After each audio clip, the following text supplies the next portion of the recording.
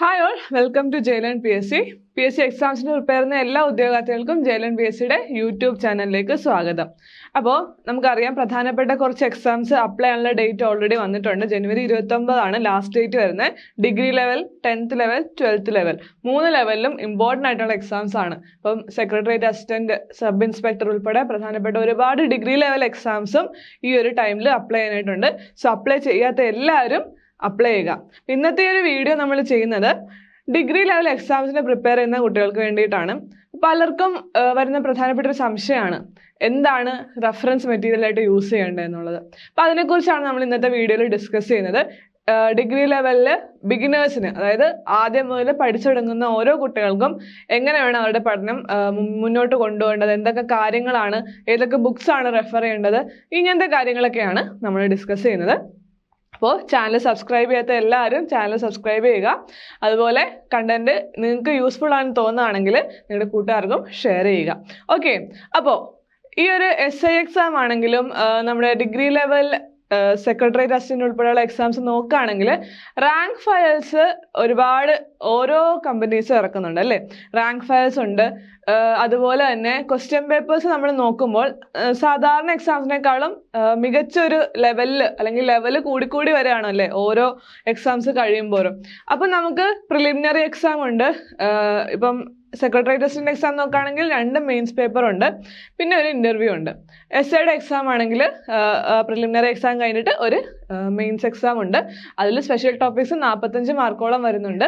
അതിനുശേഷം ഒരു ഇൻ്റർവ്യൂ വരുന്നുണ്ട്, ഫിസിക്കൽ ടെസ്റ്റ്, എല്ലാ കാര്യങ്ങളും ഉണ്ട്. അപ്പം ഡിഗ്രി ലെവൽ എക്സാംസിന് പ്രിപ്പയർ ചെയ്യുന്ന കുട്ടികളുടെ ആദ്യത്തെ കടമ്പ എന്താണ്? ആദ്യം വരുന്നത് പ്രിലിമിനറി എക്സാം ആണ് അല്ലേ, പ്രിലിംസ് ആണ്. അപ്പോൾ ഈ പ്രിലിമിനറി എക്സാം എന്ന് പറയുന്നത് ഒരു നമുക്ക് കട്ട് ഓഫ് ക്ലിയർ ചെയ്താൽ മതി അല്ലേ. അതിൻ്റെ മാർക്കൊന്നും നമുക്ക് അത്ര ഇമ്പോർട്ടൻ്റ് അല്ല. നമുക്ക് ആ കട്ട് ഓഫ് ക്ലിയർ ചെയ്ത് ലിസ്റ്റിൽ ഉൾപ്പെടുക എന്നുള്ളൊരു കടമയായിട്ടാണ് ഇത് വരുന്നത്. അപ്പോൾ പ്രിലിമിനറി എക്സാംസ് നോക്കുകയാണെങ്കിൽ ഇപ്പോൾ നമുക്ക് UPSC എക്സാംസിനോട് അല്ലെങ്കിൽ UPSC എക്സാംസിൻ്റെ ആ ഒരു രീതിയിലേക്ക് 2011 മുതൽ ആ ഒരു ടൈം പീരീഡ് മുമ്പുള്ള എക്സാംസിൻ്റെ ഒരു രീതിയാണ് ഇപ്പോൾ കറൻ്റ്ലി PSC ഫോളോ ചെയ്യുന്നത്. നമുക്ക് ക്വസ്റ്റ്യൻസ് കാണുമ്പോൾ മനസ്സിലാവും. അപ്പോൾ ഈ ഒരു എക്സാമിന് പ്രിപ്പയർ ചെയ്യുമ്പോൾ ഏറ്റവും ആദ്യം നമ്മളൊരു ബേസിക് ലെവലിൽ പഠിക്കേണ്ടതാണ് NCERTയും SCERTയും.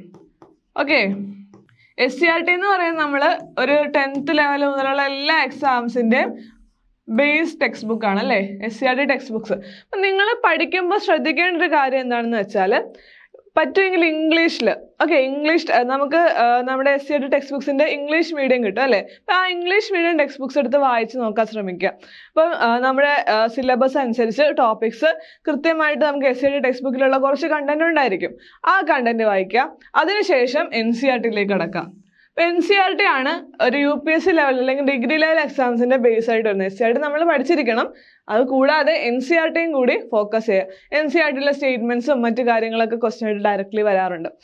ഇതൊക്കെയാണ് പ്രധാനമായിട്ട് നമ്മൾ പഠിക്കേണ്ടത്. അപ്പോൾ റാങ്ക് ഫയൽ നോക്കുമ്പോൾ പ്രശ്നം എന്താണെന്ന് വെച്ചാൽ റാങ്ക് ഫയലിലുള്ള കണ്ടന്റ് മാത്രം ഫോക്കസ് ചെയ്ത് പഠിക്കുന്നത് കുഴപ്പമില്ല. അത് അങ്ങനെ ഫോളോ ചെയ്യാൻ കൃത്യമായിട്ട് ഇപ്പോൾ നമുക്ക് ഇത്രയും ടെക്സ്റ്റ് ബുക്സ് റെഫർ ചെയ്യാൻ ടൈമില്ല എങ്കിൽ അത് ഫോളോ ചെയ്യുന്നതിൽ പ്രശ്നമില്ല. പക്ഷേ ഈ ടെക്സ്റ്റ് ബുക്സ് വായിക്കാതെ നമ്മൾ എക്സാം അറ്റൻഡ് ചെയ്താൽ നമുക്ക് ആ ഒരു കംപ്ലീഷൻ ഫീൽ ചെയ്യത്തില്ല.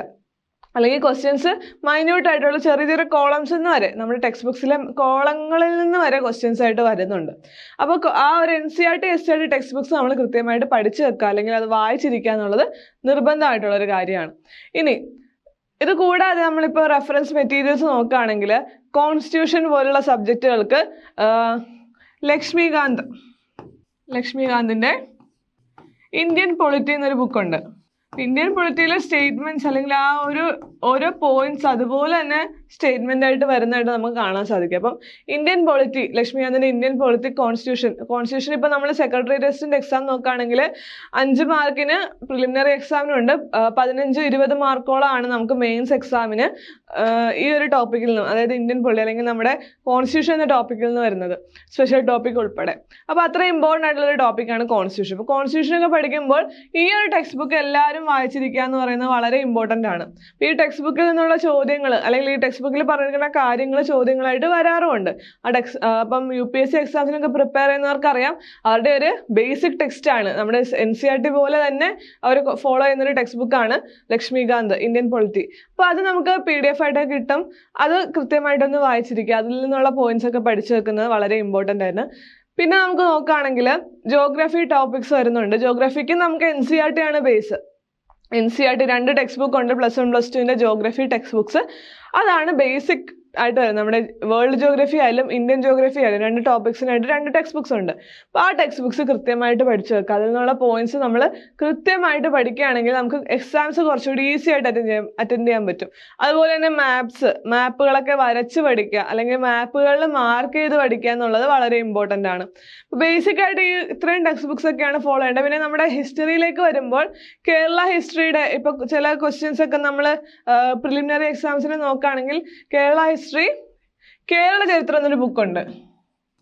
M. ശ്രീധരമേനോന്റെ കേരള ചരിത്രം എന്നൊരു പുസ്തകമുണ്ട്. അതിൽ നിന്നുള്ള ബുക്കിൽ നമുക്ക് സ്റ്റോറി പോലെ ഒരു നോവൽ പോലെയാണ് ബുക്ക് വായിക്കുമ്പോൾ. അപ്പം അതിൽ നിന്നുള്ള പോയിന്റ്സ് അതുപോലെ തന്നെ ഓപ്ഷൻസ് ആയിട്ട് പ്രിലിമിനറി എക്സാംസിനൊക്കെ വന്നിട്ടുണ്ട്. അപ്പം ആ ഒരു ബുക്ക് റെഫർ ചെയ്യാം. നമുക്കിപ്പോൾ സമയമുണ്ട്. നമുക്ക് ഈ ഒരു കുറച്ച് സമയത്തിനുള്ളിൽ മാക്സിമം പോയിന്റ്സ് കവർ ചെയ്യാന്നുള്ളതാണ്. അപ്പം നിങ്ങൾക്ക് റിവിഷനായിട്ട് റാങ്ക് ഫയൽസ് യൂസ് ചെയ്യുന്നതിൽ കുഴപ്പമില്ല. പക്ഷേ ഇങ്ങനത്തെ പുസ്തകങ്ങളിൽ നിന്നുള്ള അല്ലെങ്കിൽ ഈ ഒരു റെഫറൻസ് മെറ്റീരിയൽസ് വായിക്കുകയാണെങ്കിൽ നമുക്കത് ഇനി വരുന്ന എക്സാംസിന് യൂസ്ഫുൾ ആയിരിക്കും. നമുക്കൊരു ബേസ് റെഡിയാക്കാനായിട്ട് ഇത്രയും ബുക്സ് സഹായിക്കുന്നതാണ്. അപ്പോൾ NCERT, SCERT അതുപോലെ പൊളിറ്റിയുടെ കാര്യത്തിൽ ലക്ഷ്മികാന്ത് ഇങ്ങനത്തെ റെഫറൻസ് മെറ്റീരിയൽ UPSCക്ക് യൂസ് ചെയ്യുന്ന റെഫറൻസ് മെറ്റീരിയൽസ് ഒക്കെ യൂസ് ചെയ്യുകയാണെങ്കിൽ അത് നമുക്ക് വായിച്ചു വിടാം. അല്ലെങ്കിൽ നമ്മളത് ഡീപ്പായിട്ട് ഓരോ പോയിന്റ്സ് കടൽ പോലെ പഠിച്ചു പോകാന്നുള്ള എവിടെ നിർത്തണം നമ്മളാണ് തീരുമാനിക്കേണ്ടത്. ഇപ്പോൾ ഓരോ ടോപ്പിക്സിനും നമുക്ക് കിട്ടുന്ന റെഫറൻസ് മെറ്റീരിയൽസ് വായിച്ച് നമ്മളായിട്ടൊരു നോട്ട് ഉണ്ടാക്കി ആ രീതിയിൽ പഠിച്ചു പോകുന്നത് വളരെ യൂസ്ഫുൾ ആയിരിക്കും. ഇപ്പം സെക്രട്ടേറിയറ്റ് അസിസ്റ്റന്റ് എക്സാം എഴുതുന്നവർക്ക് ആ ഒരു രീതി ഫോളോ ചെയ്യുന്നത് നല്ലതായിരിക്കും. അപ്പം നിങ്ങൾക്ക് പിന്നെ ഫോക്കസ് ചെയ്യേണ്ടതെന്ന് വെച്ചാൽ preliminary exam, mains exam 2 exam ഉണ്ട്. അപ്പോൾ നമ്മൾ ഇപ്പോഴേ മെയിൻസ് ഫോക്കസ് ചെയ്ത് പഠിക്കണമെന്ന് പലരും ചോദിച്ചു കാണാറുള്ളൊരു കാര്യമാണ്.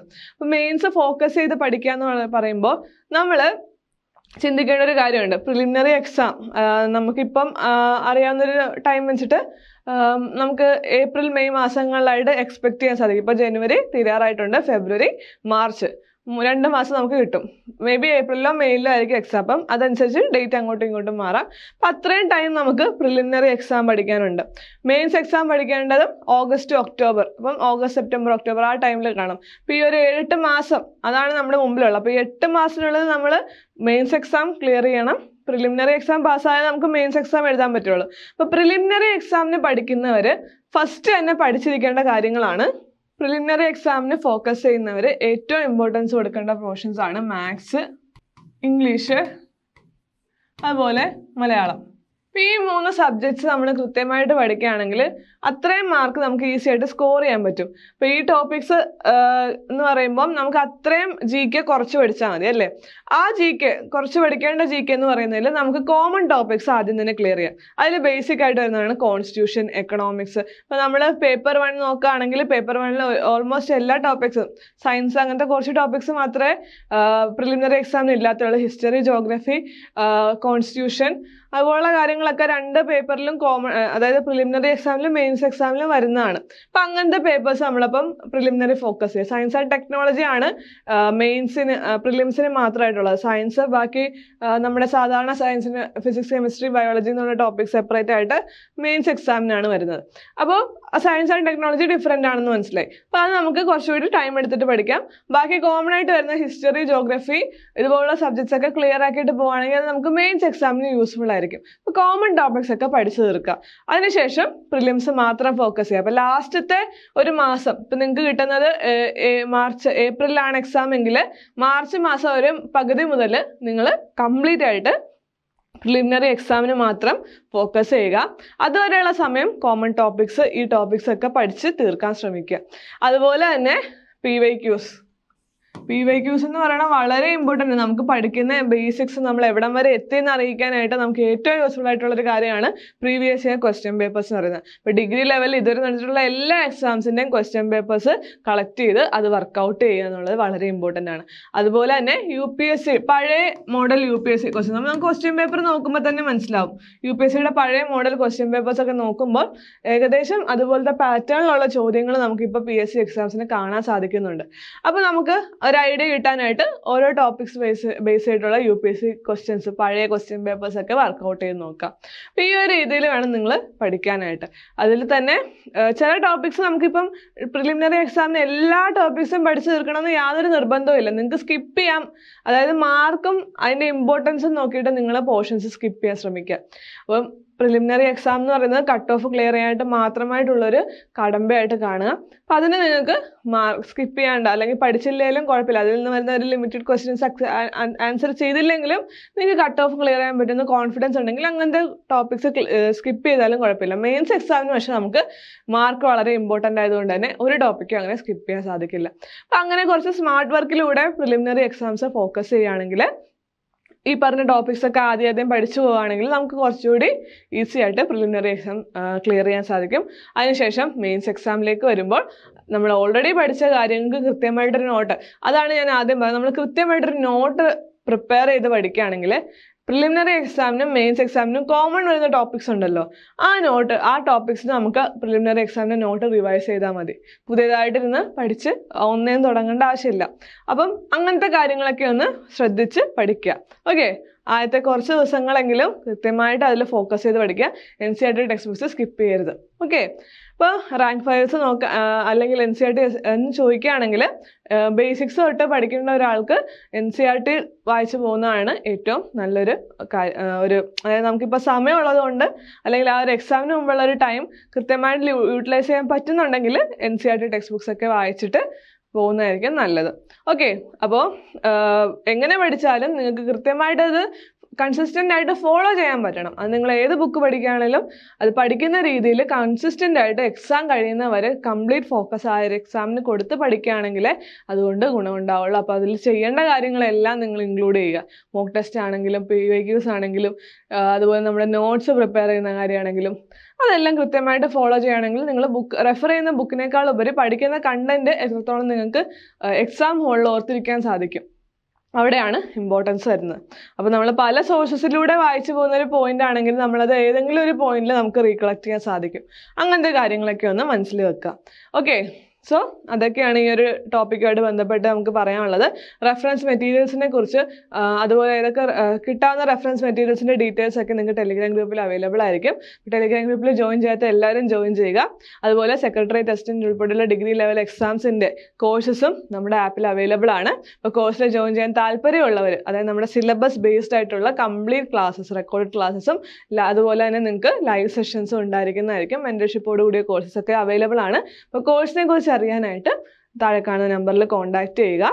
ഓക്കെ, അപ്പോൾ ഇതുപോലുള്ള വീഡിയോസ് കാണാനായിട്ട് ചാനൽ സബ്സ്ക്രൈബ് ചെയ്യുക. എന്തെങ്കിലും പ്രധാനപ്പെട്ട അപ്ഡേറ്റ്സ് ഉണ്ടെങ്കിൽ അത് അറിയാനായിട്ട് നോട്ടിഫിക്കേഷൻ ബെൽ എനേബിൾ ചെയ്യുക. അപ്പോൾ ഇത്രയും കാര്യങ്ങളാണ് ഈ ഒരു വീഡിയോയിൽ പറയാനുള്ളത്. അപ്പോൾ നമുക്ക് അടുത്തൊരു വീഡിയോയിൽ കാണാം. താങ്ക്